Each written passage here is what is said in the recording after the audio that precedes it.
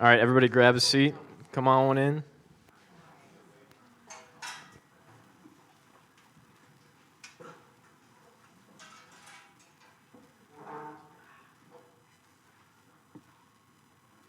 Don't be afraid to come up front. I know, it got eerily quiet after the music turned off. Everything's okay, right? Okay. All right, everybody, thanks for coming. Welcome to Duo Tech Talks. John Oberheide, co-founder and CTO here at Duo. This is our monthly-ish event that we hold sometimes here, sometimes in San Francisco, sometimes Austin. And we like to have kind of general tech talks, but a lot of folks that we bring in end up being security speakers, given the fact that we're a security company. And before we get into the talk today, I want to open up for any announcements, local events, any shout-outs that you guys want to give. So feel free to raise your hand, and we'll throw the... Zoe has one. Catchbox.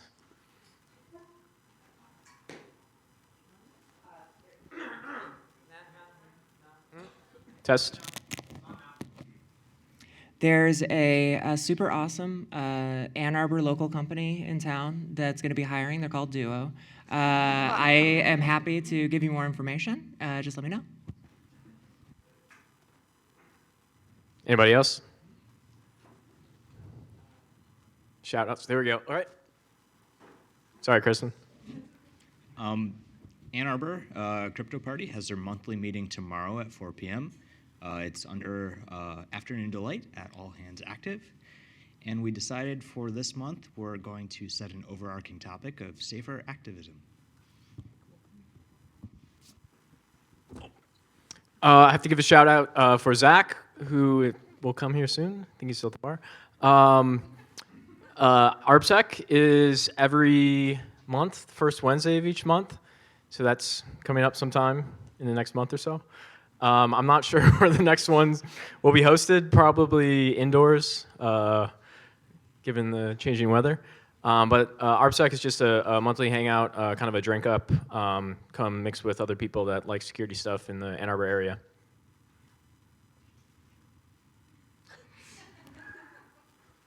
Ann Arbor Health Hacks is having a... Talking to the box, Ted. Thank you. Ann Arbor Health Hacks is having a happy hour on November 16th. I think it's a Wednesday at Melange, 6 to 8. They're having they have different topics for every happy hour. This one's on VR and healthcare. So cool. All right.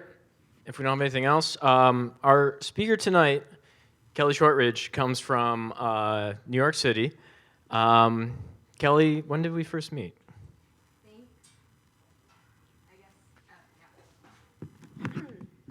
All right. I think it was CISA 2012. So I had been in the security industry maybe like 3 months. So I think that's right. And Kelly said, "What are you guys doing? This two-factor thing?" Yeah, because at the pretty time, boring. like you were one of the few companies actually doing it at the time. So yeah, but it is. Now I think it's cool. It's not boring for everyone who's potentially wanting to work here. So. Thank you. Welcome. So Kelly is extremely talented. Previous role at Teneo, kind of covering the security market, so very knowledgeable about basically everything that's going on in the security industry. And most recently at IperLane, which is doing some kind of deep mobile security and auditing functionality. Kelly's here tonight to talk about how to get into information security, since there's a lot of different paths that each of us in the room have and how we got into security. So I'm really excited about this, and give Kelly a warm welcome. Thank you. Yeah, so as Jana said, this is, I guess, a primer on getting into the industry, and also, even if you just want to learn more about it, hopefully this will be helpful. So basically my goal is like what careers are there, like what are the potential avenues, how do you learn more about the field, also how do you meet people and network, because I would say it's important in any industry, like the who you know part, but I think in security maybe it's even more important. Then finally, how do you stay current? I think probably most people in here know that there's always tons of news, it's always changing, so it can be hard and you can feel like you're getting a little behind, so it's like what strategies can you implement? So as Jono said, I'm Kelly Shortridge. I now am more on the product side of things. I co-founded and was CEO or COO of IperLane, which is a security startup doing mobile monitoring and access control. But previously, I was more on the finance side, so I started out doing M&A and private capital raises, and then basically the firm was looking at cybersecurity as a potential industry to focus on, and I realized I kind of loved the tech side, so I decided to move more into this sort of product side of things and work on building things. Basically, having that sort of bridge between I can understand the business side and then also the tech side. So I definitely have the perspective of someone who doesn't have a computer science background and how you can get started in the industry without it. And I basically did it from scratch. So if I can do it, anyone can do it, basically. So what are the career paths? So I'd say the first thing that I definitely encountered at first, I'm sure when Jono and I first spoke, I was pretty timid, because it definitely seemed like an opaque and insular and pretty unapproachable industry. A lot of people are really, really smart, so it can be intimidating. But it's actually a growing field with a lot of interesting opportunities, and it's also broader than just vulnerability research, or even just the defensive side of security. So I think everyone can have a place within the ecosystem.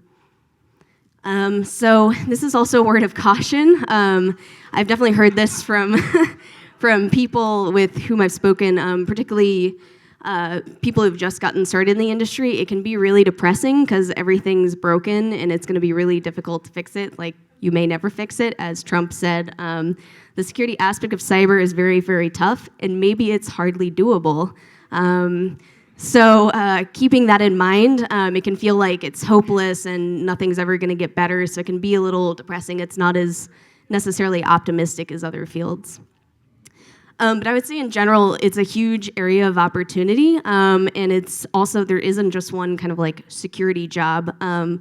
So you can do application security, compliance and policy, incident response, like network security, penetration testing, security architecture. You can also be a developer, but you're building security solutions. Then vulnerability research, and as I'll get to in a little bit, you can also do anything, for example, like being a product manager, all the different roles that Duo would have, like you can do HR, you can do marketing, all at a security company, and it still requires a lot of the same knowledge.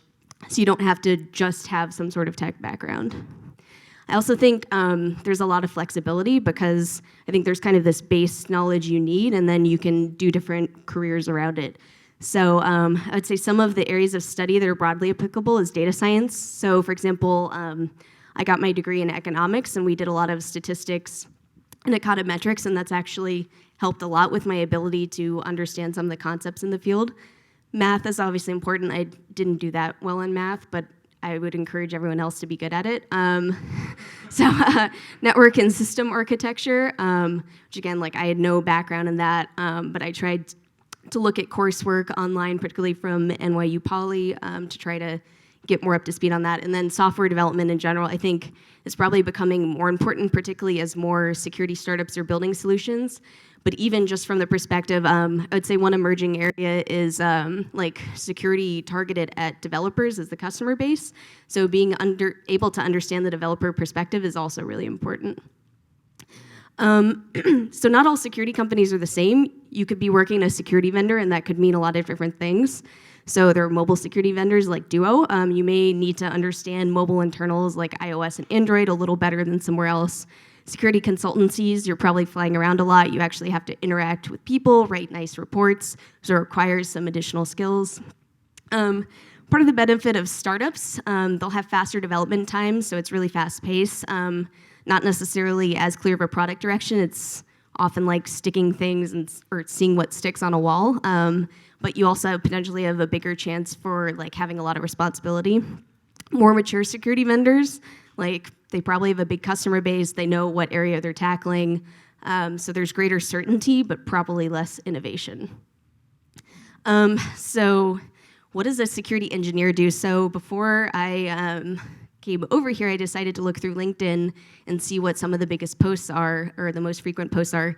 Security engineer is definitely one of them, and I tried to find some of the commonalities there. A lot of times it's an entry-level position, which is good for anyone looking to start out.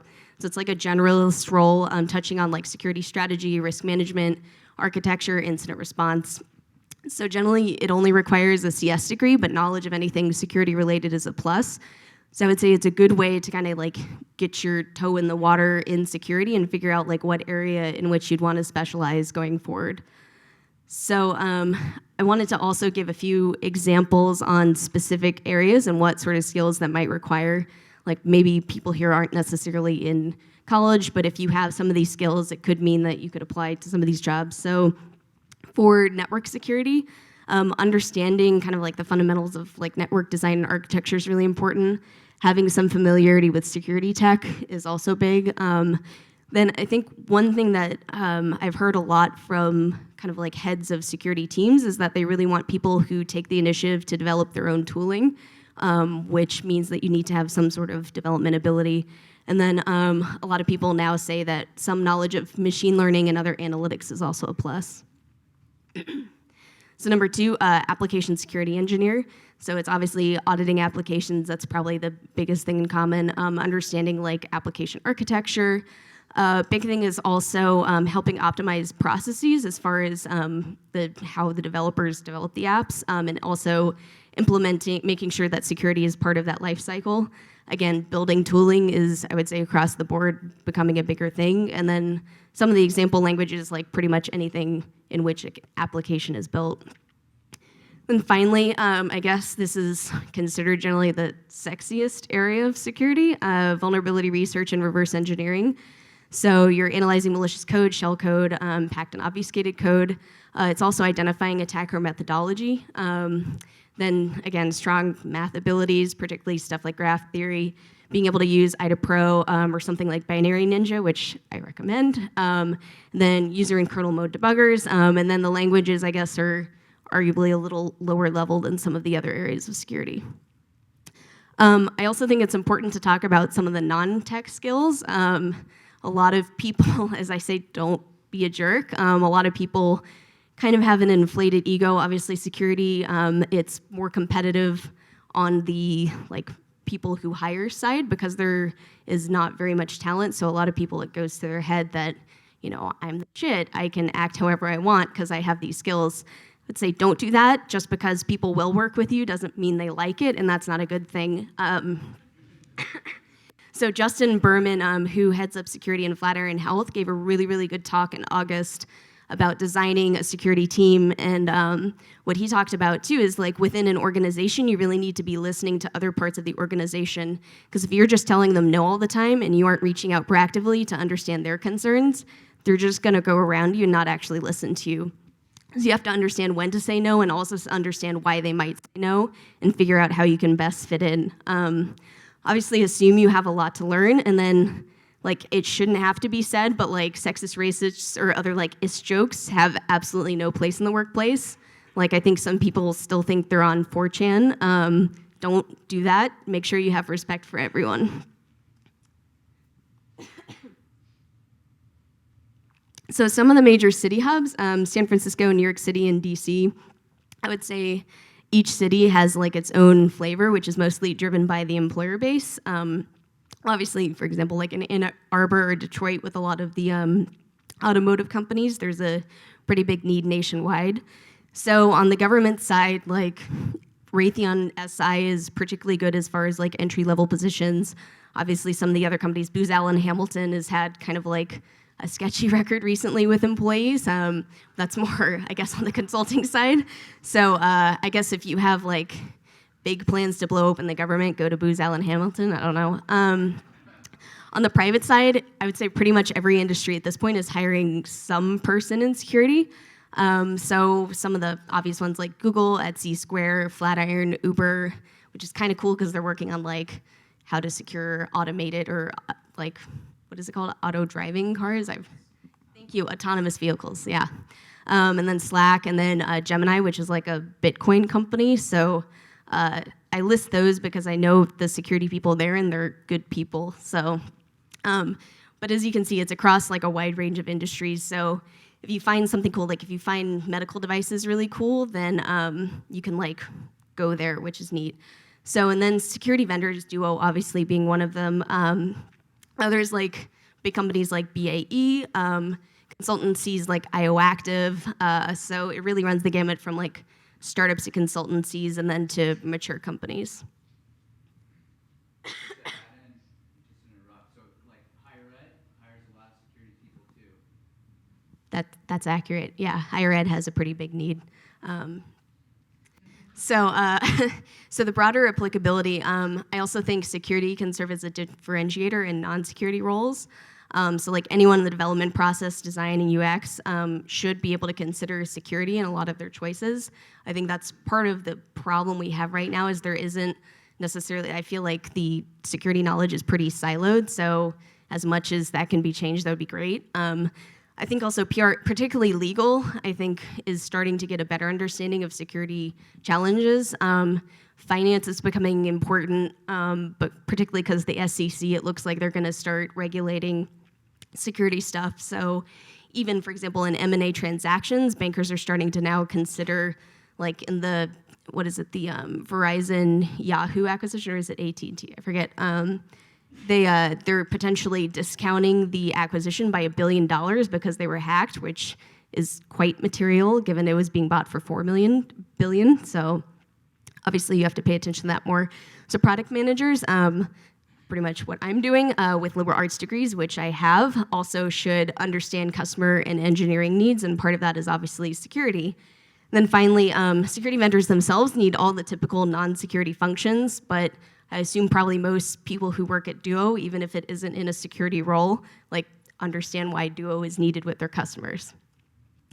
So I would also say find your purpose. I'm definitely not one of those people that's like, follow your passion, even if it makes no money. But I do think you can find something that you love doing that inspires you, and also what you're good at doing and be paid. Particularly in this industry, it's hard not to be paid. So I think it's a really good place to find like where you fit in.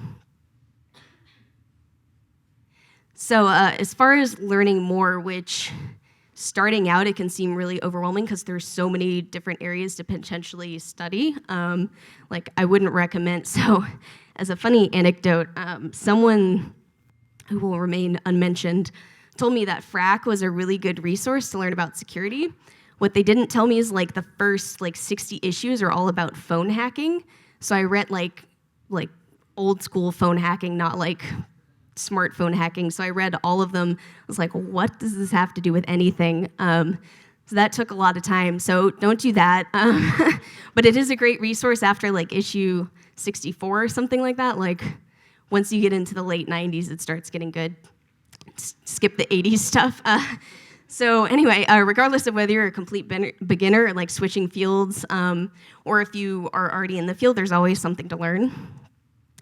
So you can get a formal education, so NYU Poly, obviously they're in New York, so I like them. But they have really good programs. Carnegie Mellon is very well respected. Georgia Tech, I'm from Atlanta, so I have to give them a shout out. So certifications, I think a lot of security people really look down on them, and I think that's kind of with good reason because they aren't that difficult and it doesn't necessarily prove you have security knowledge, but some jobs still require them. So I guess keep that in mind. Online education, there's so many resources now as far as learning different languages. And even some things like I think Coursera, definitely the MIT OpenCourseWare, there are courses on security specifically. So it's a really good way to learn about like various things that might enrich your understanding of security.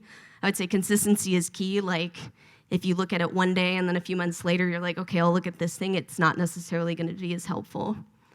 And then old school resources, there are actual like physical books. I guess you could have them on Kindle that are useful. So these are some of them. I even personally over the past year, because I've been failing at the consistency part, I've been looking at the web application Hacker's Handbook, and it's actually really useful. It has exercises and stuff, so I highly recommend it. And then I'd say a lot of people, if you ask, particularly vulnerability researchers, like what's good as far as teaching kids like how to better get the attacker mindset, CTF's capture the flag competitions are definitely one of them. So this is a list of a few.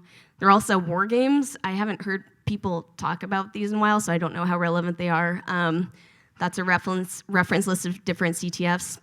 Also, Vector 35, they have free challenges via hackable video games, which is awesome. So even though I have like zero reverse engineering background, I'm like slowly struggling to work through them, and it's actually really fun. One thing I was going to mention, like DEF CON has a lot. There's more than just capture the flag, you know, and there's more than just like the open capture the flag. You know, to play the real capture the flag, you have to prove your worth for that. Right. But there's a lot of other contests that go on you know, on various other aspects of computer security that are open to anybody. Like one I like to participate and get my ass kicked at all the time is the network forensics challenge. So if Yeah. you're into doing like digital forensics or you want to learn about that, participate. Go ahead and participate in that particular contest. And in a lot of the contests, what they'll do is after the contest is over, they'll give you like the answers, or they'll give you the unlocks to the different rounds, or somebody will do a write-up, so you can actually learn from that. You know, I enjoy banging my head against the wall until I finally crack it, but anyway. Yeah, no, so since you only got the microphone at the end, TLDR at DEF CON, there are competitions beyond just CTF. Like there's even the lock-picking village, I guess, so explore various different challenges if you're able to get there. So I guess kind of in that vein is like hacking for fun, maybe not for profit, though I guess if you hold or you do bug bounties or something, then it could work. So junk hacking, which some people disparage, which I generally think is cool. Like I don't know why it's not considered cool to like hack toasters and stuff. It's sort of useless, I guess, but whatever. So like Internet of Things hacking, it can be a fun way to learn. I think it's also really accessible for people who are just starting out because it's like a fun challenge. So for example, like figuring out how to hack a mobile game, or even like the different modding communities, it still requires like getting into like basically the program and figuring out how to modify it, which is useful. So Mike Coppola, who I guess now is at Azimuth, he gave a really good talk at SummerCon, I guess 2014, on reverse engineering a Furby, which is really neat. I don't know if it's online. He probably posted the slides online, so I'd recommend checking that out. Yeah, there's so many different things you can hack, even just Raspberry Pi stuff. Like I feel like it gets you into the better mindset. I've at least had fun with them. And so then conferences, like DEF CON being one of them. One of the things that's helped me the most as far as learning is actually talk archives. So Black Hat, CanSec West, Hack in the Box, Troopers all have online archives, so I think that's an amazing resource. Also, like you start seeing, you know, particular speakers that maybe articulate something in a way you better understand. And once you start going to conferences, you'll actually meet those people and you can ask questions. And there are things like Twitter now where you can ask them directly. So that's really cool. Social events, obviously, they're great for networking, also for learning. And then parties requiring challenges, which I don't have the connections to get you with those, but maybe Jono does, I don't know. No, not anymore. Yeah, he sold out, okay. That's what he just said.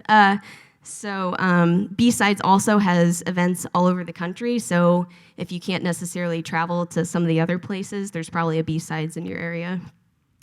So meetups and local events, obviously this is an example of one of them, but meetup.com is a great aggregator of different events. Like New York, like every day you could choose from 5 different events related to tech, so that's pretty cool.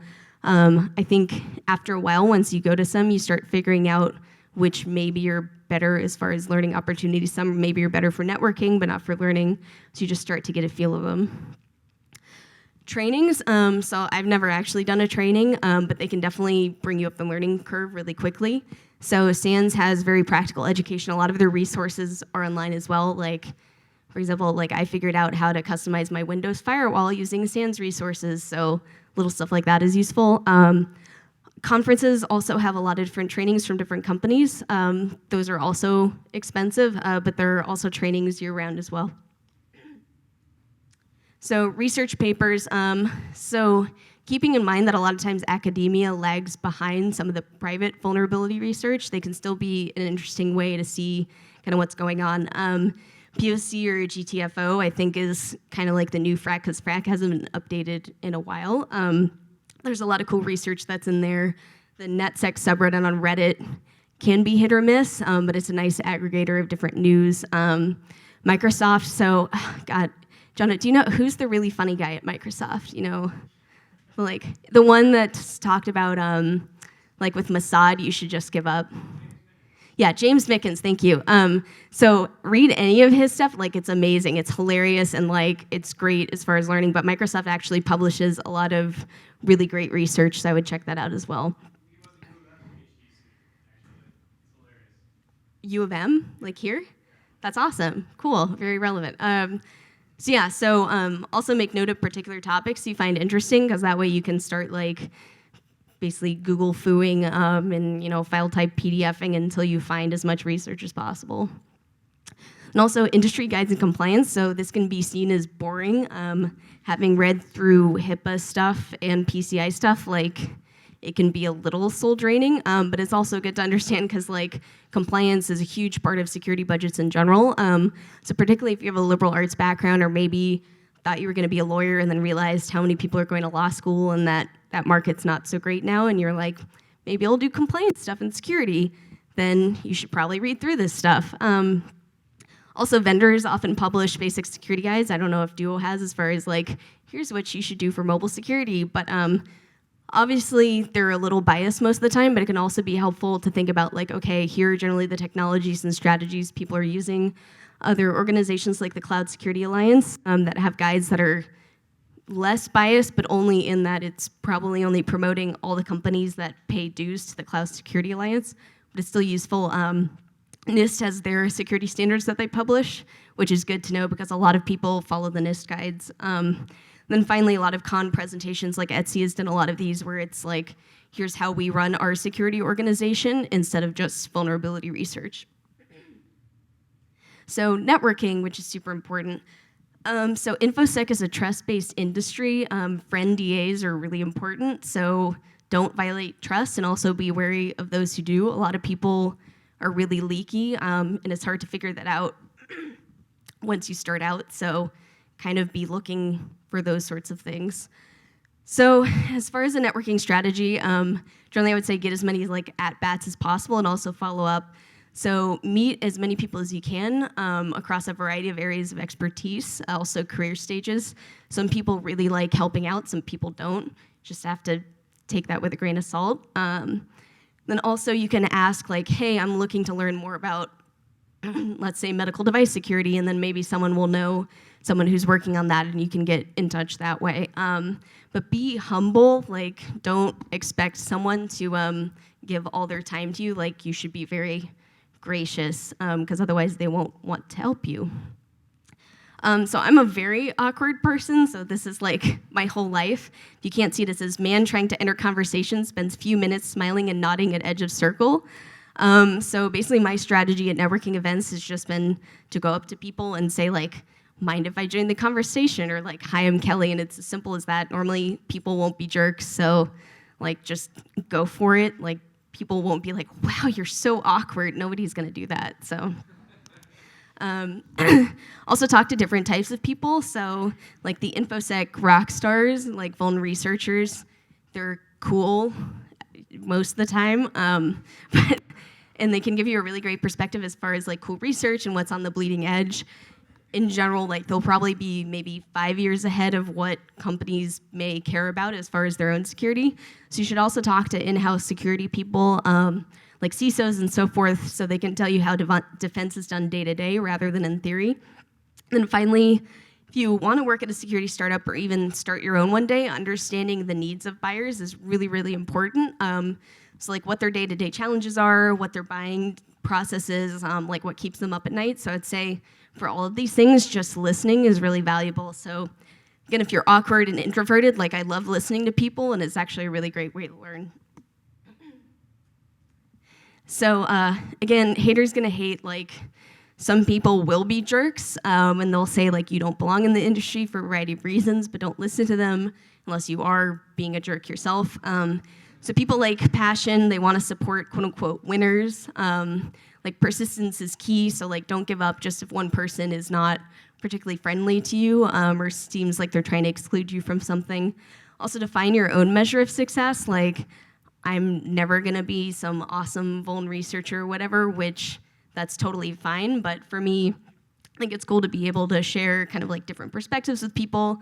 I've been working recently on talking about kind of like behavioral models of InfoSec because my background is in behavioral economics. So like that's a different perspective sometimes people don't have. So it's like play to your strengths.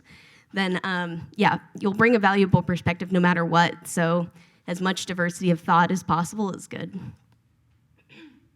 So basic contact maintenance, regularly follow up, like don't just ping people when you need them. That seems really crappy. So like offer to buy them coffee, which is like, if you live in New York, it could be more than $5, but generally it's less than $5. Probably here it is. So also consider how you can be helpful, like try to maintain a 50-50 ask to give ratio. So even like a lot of people, obviously hiring is a huge problem in security. So particularly if you're younger, you may know people who are looking for jobs. So like introductions to potential hires and other connections, even just being like, hey, I remember you mentioned you were interested in X. I saw this thing on X, like, isn't this cool? Generally people like knowing that you remembered something about them. Also make friends. So what I've just described is like a very like Machiavellian, like here's how you get your claws into the security industry, but it isn't like that. I've been able to actually make friends. That doesn't mean, so like there are a few people that I often ask tons of questions. A lot of them are not very smart questions, but like we're also friends, so we talk about other stuff, but it's nice to know that like it's a lot lower pressure of a, you know, I'm trying to ask the super smart question, like I can ask the basics. Obviously, I've also given advice to friends, like they don't necessarily know about how to create a pitch deck or like what stock options are. So I'm also able to give something back, not just be like a bottom feeder. So yeah, friends help each other out, and obviously it's great to make friends. So particularly in this industry, like being an awkward person has not been a barrier because pretty much everyone else is awkward. So it's very easy to make friends even over like, wow, we both feel really awkward right now, or like, wow, we both love dad jokes. So it's don't be shy about it. Then keeping up to date, so socializing, like staying in touch and meeting new people helps enormously in knowing the latest, because particularly like a lot of the researchers I know, like they don't necessarily publish all their research, so it's a good way to have kind of like your finger on the pulse. Gossip and chatter, like people in InfoSec are so gossipy, it's amazing. So you can definitely know about like what's going on pretty easily. It's seriously like junior high, it's amazing. Yeah, and just fill in the gaps in news because someone may be like, hey, did you see this like super crazy thing? Maybe you missed it. Mainstream news is not ideal. It's a lot of garbage for the most part, kind of like back to the Donald Trump quote. Most people don't really get it, like the number of conversations I know I and other people have had with random people asking about security and just the type of questions and commentary you get, you just have to be like, okay, yeah, security's hard. So suggested news sources, I definitely recommend Twitter, like Twitter stalking people, and I have a list on the next page, and I'll post these online so you don't have to like furiously write them all down. A lot of InfoSec people love thought leadering. It's almost like their second job, so they will constantly be sharing their thoughts on different things, sharing links. So I honestly think that's the best resource. Like before I discovered that I could create a Twitter account and follow people that way, I had like a bookmark folder with like 50 or 60 people that I would just manually click throughout the day. And that's how I learned a ton. The Cyberwire is a newsletter that I think still exists that aggregates InfoSec news. And then some of the individual websites, the Register has like the best headlines in the world, so it's good for a laugh. But these like help keep you up to date on other stuff, though there can be like a noise to signal ratio problem. So this is the short InfoSec Twitter list, which again, I'll post it online, but there are so many thought leaders to follow and learn from, and lots of different areas as well, like from really, really low level stuff to more just higher level strategy and stuff like that.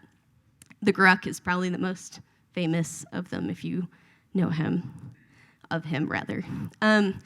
So conclusions, like I would say you do you, like build your personal portfolio of skills, experience, and industry connections, obviously in a way that you feel like, I guess, is truest to what you want to do. I think there's so much opportunity in the field that really like you can find your niche and someplace where you'll excel.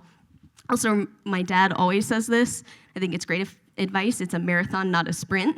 So like you may feel like you're not necessarily super knowledgeable right now, but just like keeping at it, you'll eventually realize how much like knowledge stacks on top of each other. So a closing quote by a very famous physicist, so he's smart and you should listen to him. Work as hard and as much as you want to on the things you like to do best. Don't think about what you want to be, but what you want to do. And questions and contact info if you want to get in touch with me. So yeah, I guess that's the cube. I'm supposed to give the cube to anyone who has questions.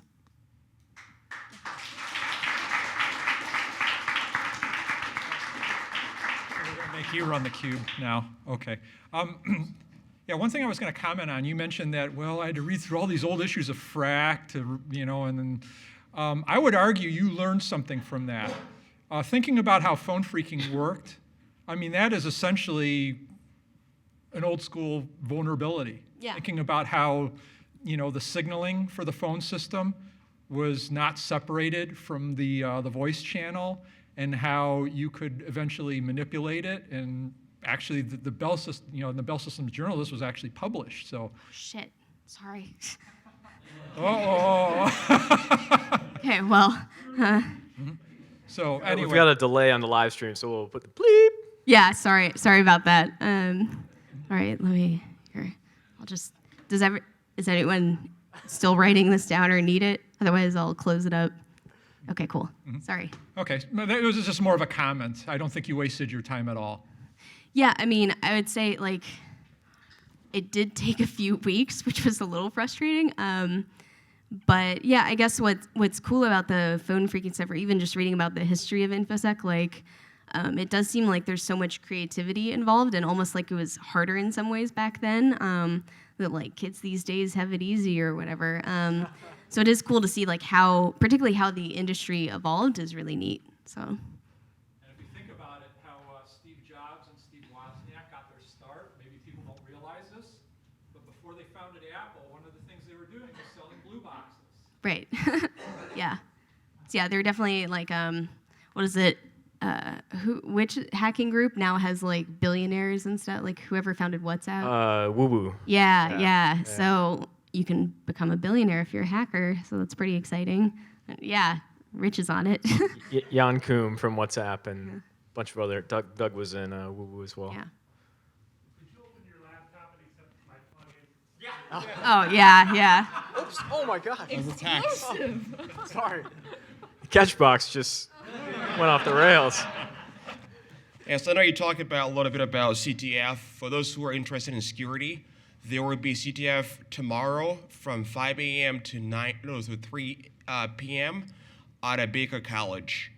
That's going to be free for everybody who wants to kind of really do some pen testing.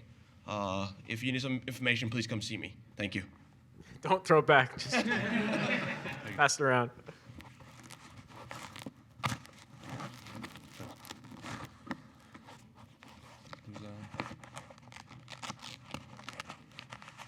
I've got a question. In full disclaimer, I love our past Tech Talk speakers like Chris and Charlie and all the guys that are the InfoSec rock stars. But you're getting in the security industry. How do you kind of avoid the scene, or how do you? There's so many like security practitioners that are really good and really focused on what they do, and then there's this whole other side of the community, which is like the scene, quote unquote. And how do you kind of navigate that without getting distracted on what's actually important? Yeah.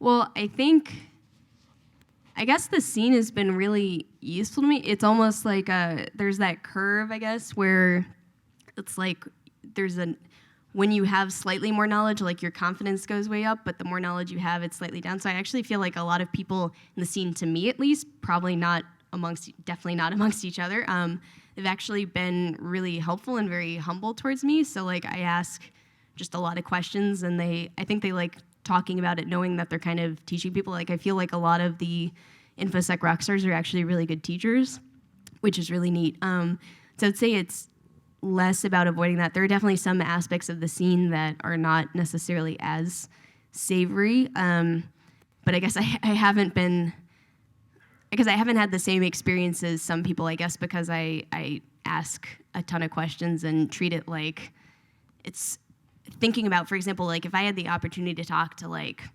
Thaler and trying to think, like Bernanke and stuff like that, like I would be overjoyed, like as far as economics. And within the field, it's just awesome that I'm able to like grab beers with these people that, you know, you go to some place like DEF CON or whatever, and they're sort of hero worshipped, and the fact that you can talk one-on-one with them is actually a really cool experience. So I guess I have a slightly different perspective, but there's definitely like, I also don't drink, at least not for a very long time, and I never drink that much. But there's a certain point in the night where you kind of know it's time to go home, particularly in Vegas. Like some of the rock stars get a little too rock star, so it's like, oh yeah, I have an early flight, so I gotta, you know, zip files or whatever. So yeah.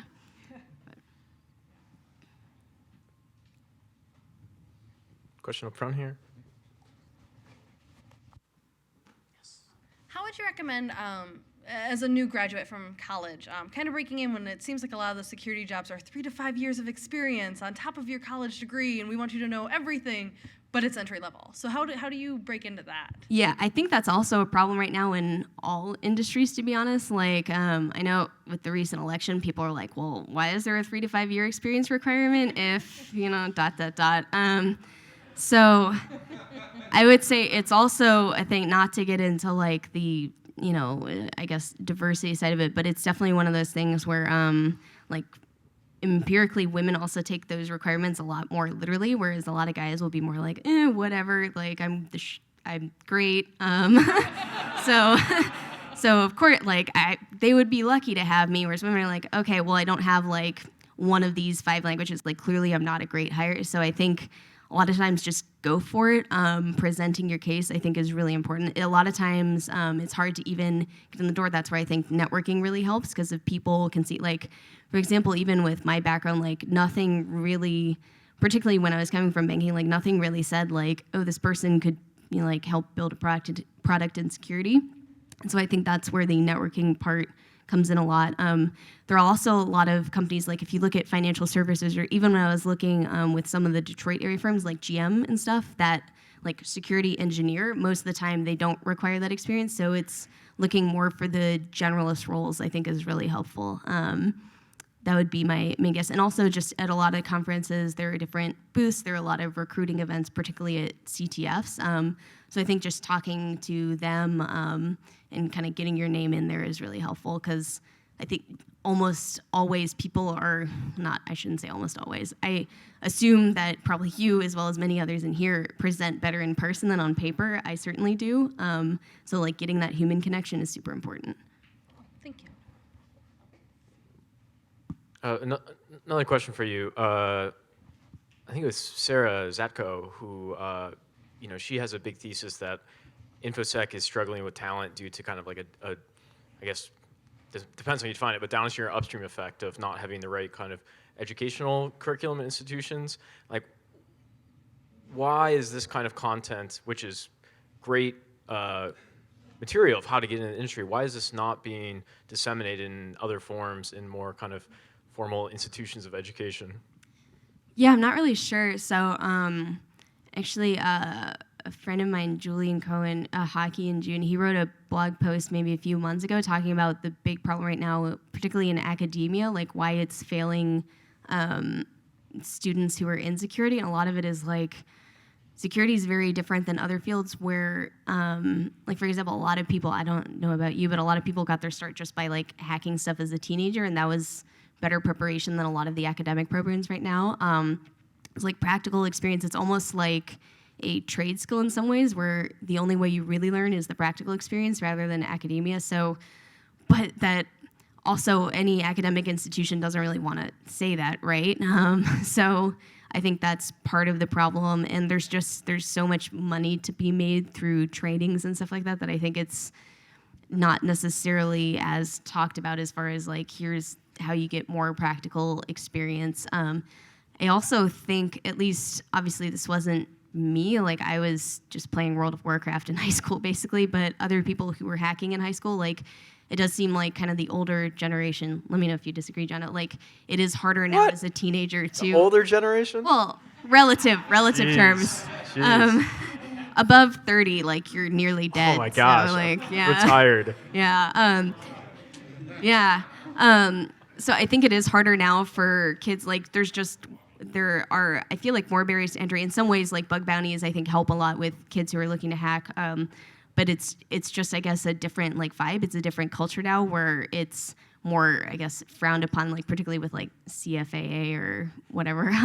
You could get in a lot more trouble than I guess you could in previous times, rather than just like a mean letter from your ISP. So I think that's been also a problem for kids who are looking to get practical experience, as I say. But yeah, I don't really know why, other than incentive problems among academic institutions and training programs. But yeah, so I don't really have an answer. But yeah, clearly my talk should be disseminated everywhere, so everybody knows. I have 2 comments. One is a great resource is irongeek.com. He travels around to a lot of the regional InfoSec conferences, videotapes all the presentations, and puts them online free of charge. If you don't know about it, it's a great resource. To getting started in InfoSec, the young lady up front, I'm one of these mummies.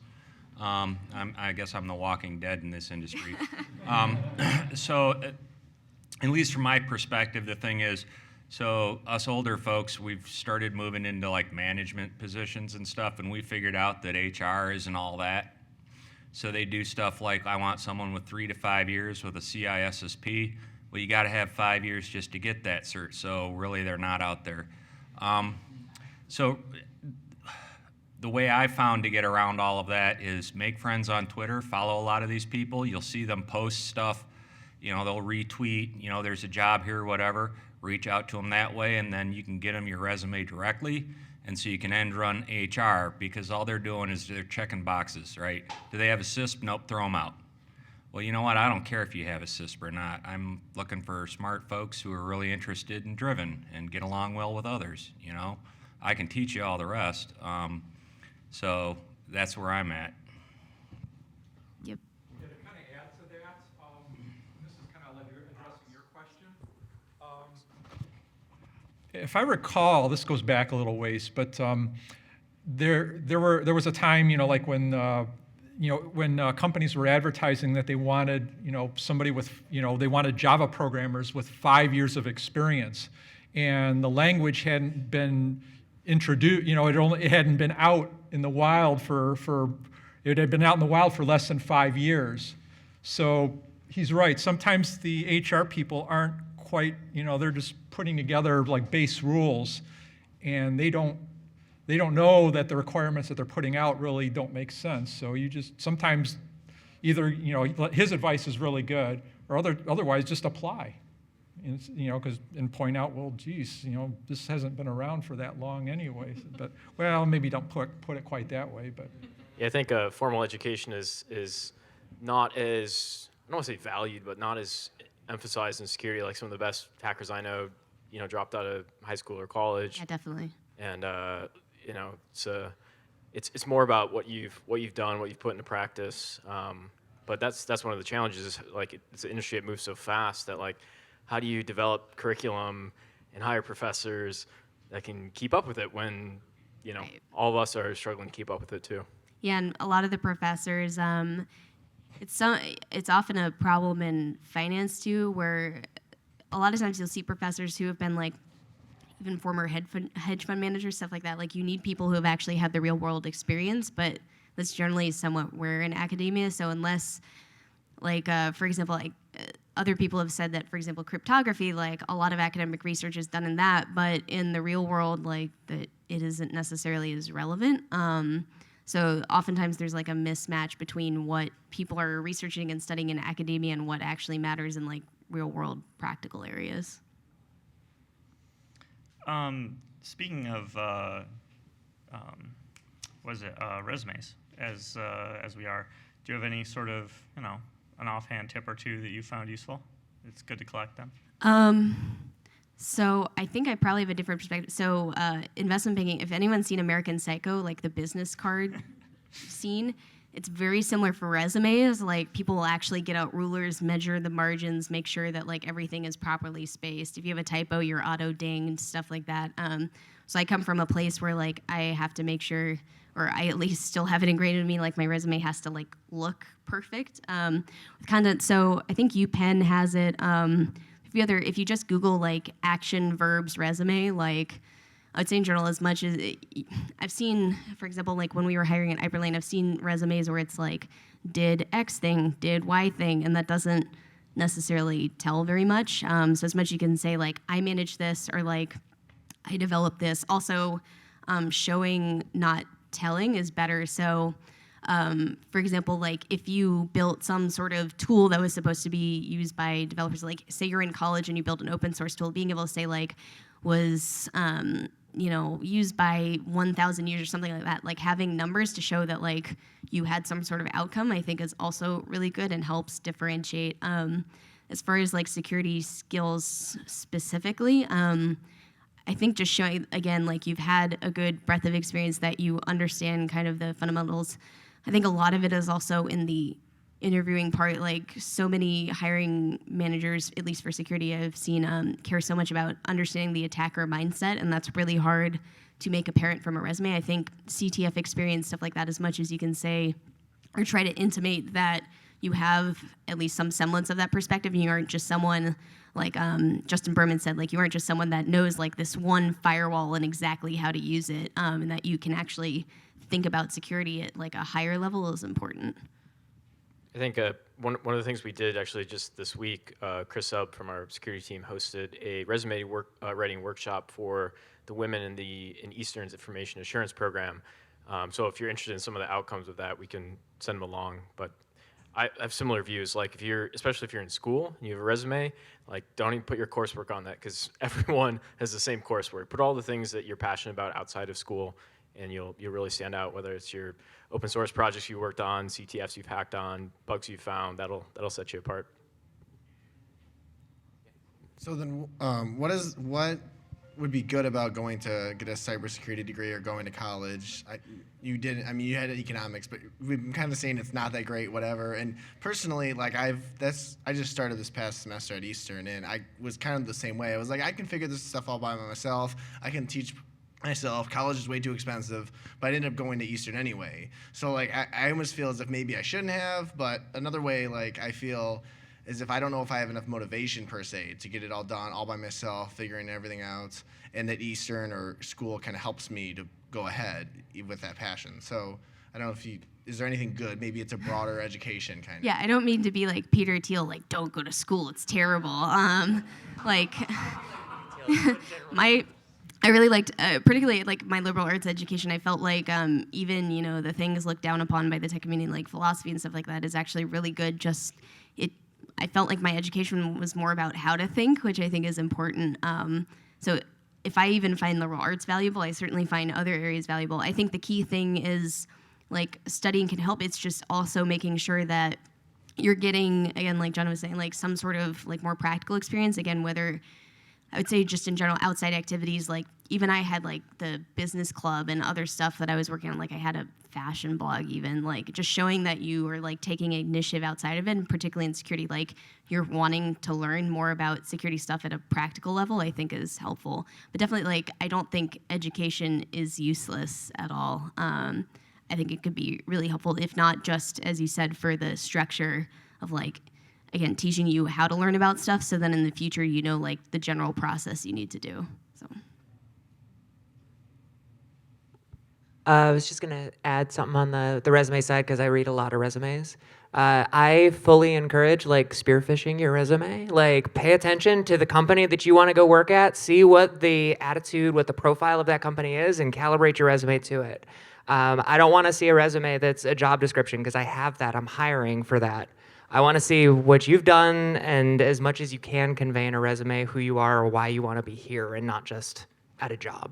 Yeah, I would say even in my experience, again, I've had slightly different jobs than maybe what some of you are looking for. But I'd say the most commented on thing has definitely been my interest section, because like I have a lot of kind of bizarre interests. So it's like, I'm trying to remember the list. It's like baking, boxing, painting, world building, RPG, video Cats. games. Yeah, cat. I don't list cats because like that, I think that would like Scores points over here. Yeah, I know.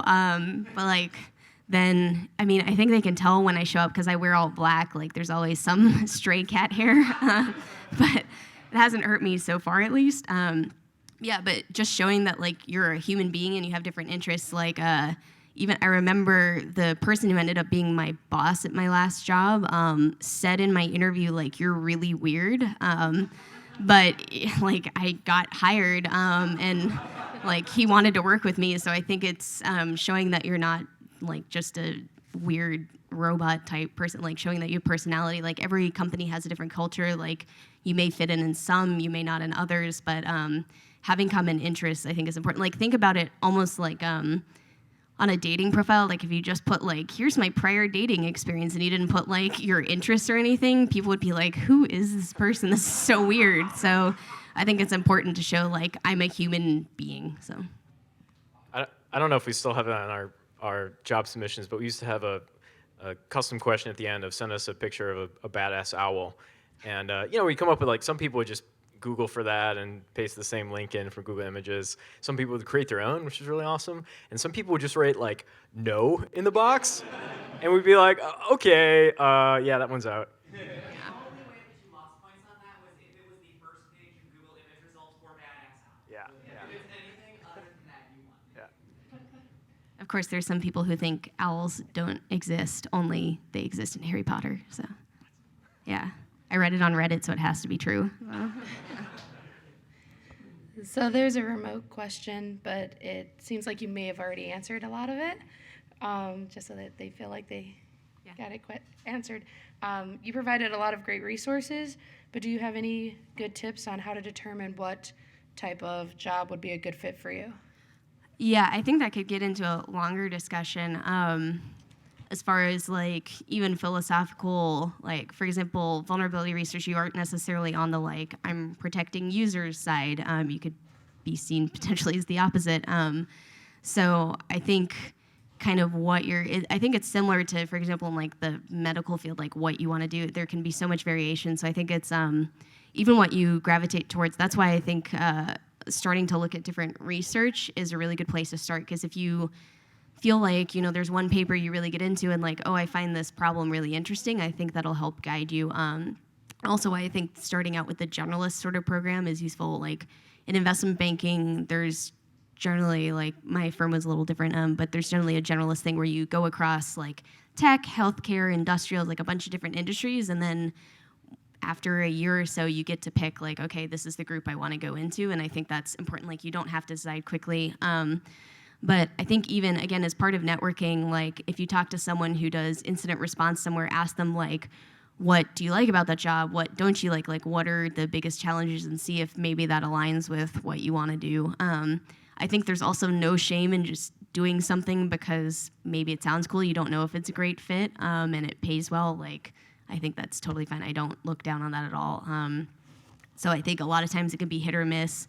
Like I think most people have had jobs. Like I was explaining before this, like I accidentally had a wedding planning internship and I knew going in, obviously I wouldn't like it, but after that I was like, well, I absolutely hate it. So like sometimes you'll have jobs you really don't like, but that's valuable as well.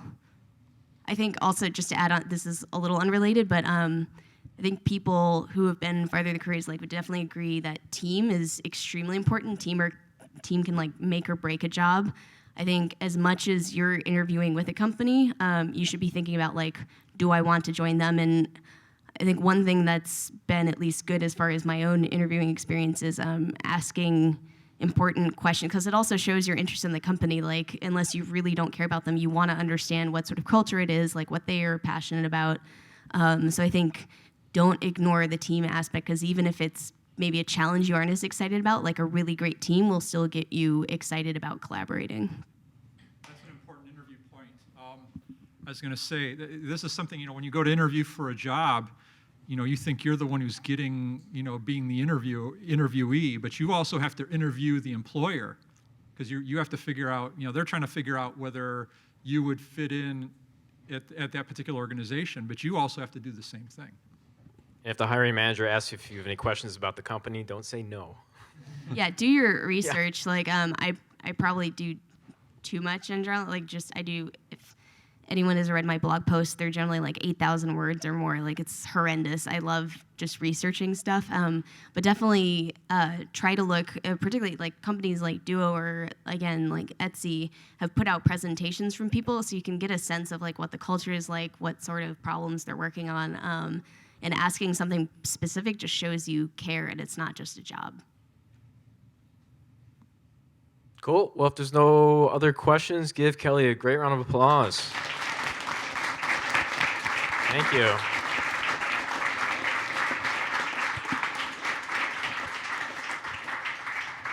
Thank you guys for coming. Next month, if I can pull it up real quick. I should know what we have next month. What is happening next month? Less than a month, on December 8th. We'll have Tony Gudwani, and she'll be speaking about, the title is Does a Bear Leak in the Woods, which is all about the fancy bear, star bear. Should be awesome. Hacks of the DNC and other election-related things. So. But do we really know it's Russia? Could have been I don't know. You'll have to come to find out. 400-pound hacker in the basement. You never know. Cliffhanger. Thank you guys for coming. We'll have to shuffle everybody out of here real soon, but we might head out somewhere to the bar afterwards, maybe Grizzly Peak. If anyone's interested, we can go hang out there. Thanks a lot.